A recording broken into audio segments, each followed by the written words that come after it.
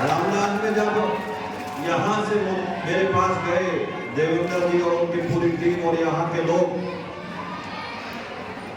आज के कई कार्यक्रम थे, हरिद्वार के लोग भी आज कार्यक्रम लेना चाहते थे, मथुरा के लोग आज कार्यक्रम लेना चाहते थे, बरेली के लोग आज कार्यक्रम लेना चाहते थे। तो मैंने कहा कि अगर मैं रामराज और लोकल के प्रोग्रामों में नहीं जाऊंगा तो लोग कहेंगे कि भैया घर के प्रोग्राम में नहीं आया, बाहर के में जा रहा है। इसलिए हमने मथुरा वाला 17 को शिफ्ट कराया, बरेली वाला 11 को कराया और यहाँ के बाद अभी खतौली के कार्यक्रम में जाऊंगा। भाई एक बात चुप हो गई, बिल्कुल। मुझे 2 दिन पहले परसों जब फोन गया कि प्रशासन के कुछ लोग जयंती के कार्यक्रम की परमिशन देने में आनाकानी कर रहे हैं। पहले तो मैं आपको एक बात बता दूं, संगीत सोम अपने आप में परमिशन है। संगीत सोम कार्यक्रम में आ रहा है तो ये परमिशन है, क्योंकि आपका कार्यक्रम को इस देश में तो फिर नहीं रोक सकता। उसके बावजूद मैंने अधिकारियों से बात की, यहां के कलेक्टर और एसएसपी, हमने दोनों से बात की और रात को करीब 11 बजे 11:30 बजे उनका फोन मुझे आया कि सर आप निश्चित रहिए। और ये अधिकारियों ने कहा कि महाराणा प्रताप उनके अकेले नहीं है, महाराणा प्रताप जितने उनके हैं उतने हमारे लिए भी है। परमिशन निश्चित होगी और भव्य तरीके से महाराणा प्रताप जयंती बनाई जाएगी। मैं आप लोगों से कहना चाहता हूं, जिस तरीके के जोश से आप महाराणा प्रताप जयंती निकालते हैं, आप लोगों को या युवाओं को मैं कहना चाहता हूं खासतौर से, आप लोगों को महाराणा प्रताप जी से प्रेरणा लेनी चाहिए, पृथ्वीराज चौहान जी से प्रेरणा लेनी चाहिए। महाराणा प्रताप ने घास की रोटी खाने के बाद भी मुगलों से समझौता नहीं किया, और समझौता इसलिए नहीं किया कि अगर उस दिन महाराणा प्रताप समझौता कर लेते तो आज तक देश पर मुगलों का राज होता। मुगलों से समझौता नहीं किया, बच्चों को जंगल में ले जाकर बैठा दिया। जब महाराणा प्रताप जी की बेटी को रोटी दी गई हाथ पे, ये बड़ा भावुक पल होगा। और बेटी ने खड़े होकर कहा होगा कि पिताजी को कल युद्ध लड़ने जाना है, रोटी की जरूरत उन्हें है, मैं रोटी नहीं खाऊंगी, रोटी उन्हें दे दीजिए।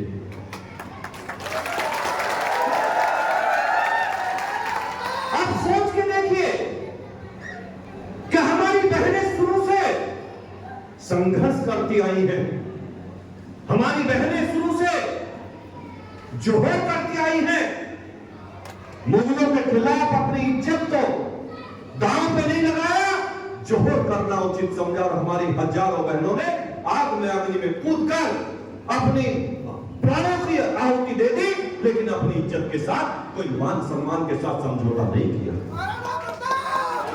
आप लोगों से कहना चाहता हूं, आप उस समाज के लोग हैं कि जिन्होंने भारत को अखंड, इस देश को अखंड बनाने के लिए, इस देश को मजबूत करने के लिए लाखों एकड़ जमीन दान में दे दी, हजारों किले दान में दे दिए, लेकिन अपने देश के साथ कोई समझौता नहीं किया, अपने देश की इज्जत के साथ समझौता नहीं किया। मैं पूछना चाहता हूं उन लोगों से, आज बहुत से लोग मुगलों के खानदानी हमेशा कहते हैं कि हमने देश के लिए लड़ाई लड़ी। मैं उनसे एक चीज पूछना चाहता हूं, अगर लड़ाई लड़ी और जब भारत और पाकिस्तान बन रहा था तो आपने ये क्यों नहीं कहा कि हम भारत से अलग तो हो रहे हैं, लेकिन पाकिस्तान का नाम पाकिस्तान नहीं होना चाहिए, ग्रेटर भारत होना चाहिए। लेकिन उनकी गद्दारी उसमें झलकती है। उन्होंने भारत को ग्रेटर भारत न बना के पाकिस्तान पाकिस्तान बनाने का काम किया। मैं युवा साथियों से कहना चाहता हूं, आज कानून का राज है। जिस तरीके से पिछले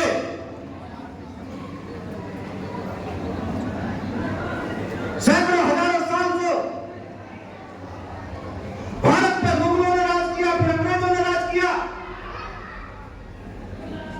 लेकिन आज भी कहीं कहीं छींटी छेड़ी मुगलों की निशानी दिखाई देती है। हमें संकल्प लेना चाहिए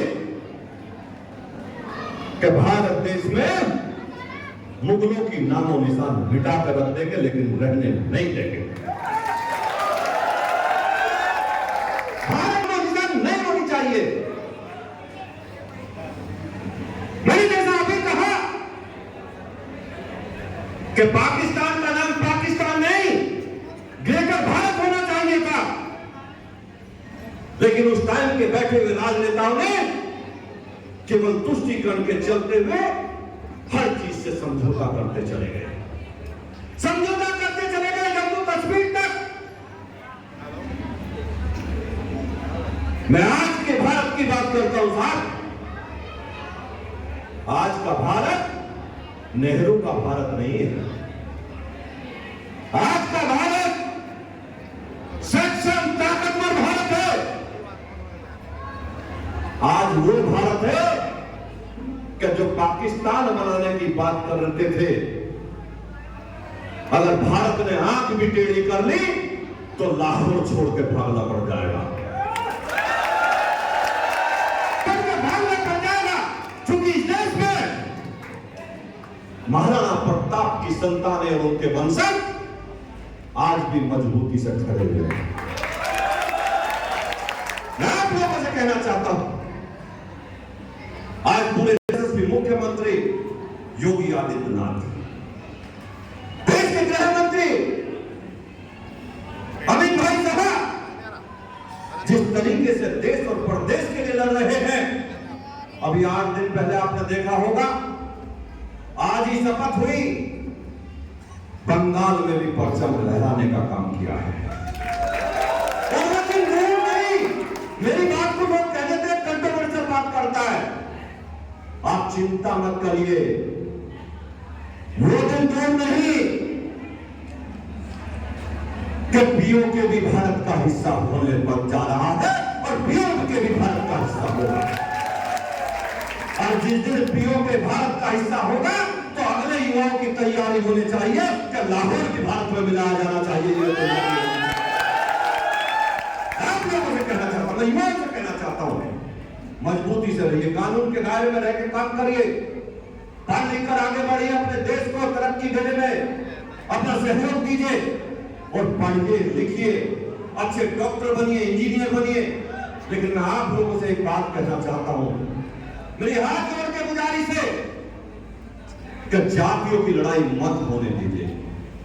आज प्रदेश में, देश में समाजवादी पार्टी के गुंडे जातियों में लड़ाने की कोशिश कर रहे हैं और खास तौर से राजपूत समाज को हर किसी से अलग थलग करने की कोशिश कर रहे हैं। मैं आप लोगों से कहना चाहता हूं, मत आइए उनके बहकावे में। आप जब कंधे से कंधा मिला के खड़े होंगे ना, तो 36 बिरादरी आपके साथ कंधे से कंधा मिला के खड़ी हो जाएंगे, आपके साथ चलेंगे। मत करिए किसी पर अत्याचार। हमने अत्याचार नहीं किया कभी, हमने कभी किसी पर अत्याचार नहीं किया साहब। इस जाति का काम हमेशा रहा है कि अगर गांव में गरीब की बेटी की शादी नहीं हुई तो इस समाज के लोगों ने मिलकर शादी करने का काम किया है। इनका काम रहा है कि जब पढ़ने के लिए किसी पर फीस नहीं होती थी तो इस समाज के लोग पढ़ाने का काम करते थे। ये वही समाज है। भारत के संविधान रचयिता बाबा साहब भीमराव अंबेडकर जी, उन्हें भी अपने घर में रखकर पढ़ाने का काम किया है। हम समाज को जोड़ने का काम करते, तोड़ने का नहीं करते साहब। मैं जैसा कि अभी कह रहा था कि हमने देश को अखंड भारत बनाने के लिए अपना सब कुछ न्यौछावर कर दिया, सब कुछ ध्यान कर दिया, हम किसी को भी इस देश के साथ गद्दारी करने की परमिशन नहीं दे सकते साहब, नहीं दे सकते परमिशन किसी। देश के साथ जो गद्दारी करेगा वो जेल में जाएगा, कानून अपना काम करेगा। मैं युवाओं से कहना चाहता हूं, अपने भविष्य के साथ खिलवाड़ मत करो, पढ़ो लिखो, अपने देश के लिए काम करो। जैसा कि मैं पहले से कहता आया हूं, आज देश का वो स्वर्णिम टाइम चल रहा है कि लोग कहते थे 500 साल हमें संघर्ष करते हुए हो गए, लेकिन प्रभु भगवान रामचंद्र जी का मंदिर नहीं बना साहब। और विपक्षी कहते थे कि ये भाजपा वाले कहते रहेंगे लेकिन मंदिर कभी नहीं बनाएंगे। हमारे बारे में कहते थे कि भाजपा वाले कहते हैं कि हम कसम राम की खाते हैं, मंदिर वहीं बनाएंगे लेकिन तारीख नहीं बताएंगे।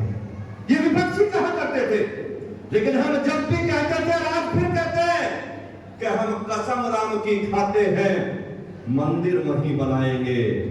और राम का मंदिर बनाया है, मथुरा काशी भी बनाएंगे। राम का मंदिर बनाया है, मथुरा काशी भी बनाएंगे। ये हम लोग मिलकर करेंगे। एक बार एक इंटरव्यू में मुझसे कुछ पत्रकारों ने कहा कि संगी सोम साहब, आप तो हर मस्जिद के नीचे मंदिर ढूंढ रहे हो। तो मैंने उनसे कहा कि मैं मंदिर के नीचे मस्जिद नहीं ढूंढ रहा हूं साहब, मैं हर उस मंदिर को ढूंढ रहा हूं जिसके ऊपर कलर के गुंबद खड़ी है, उसके नीचे मंदिर है, मैं केवल उसे ढूंढ रहा हूं।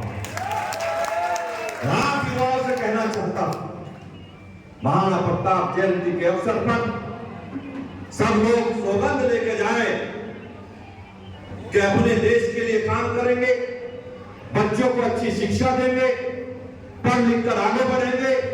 और आज जो हमारा भारत दुनिया की चौथी अर्थव्यवस्था है, इसे पहली अर्थव्यवस्था बनाने का काम करेंगे। मैंने जैसा अभी कहा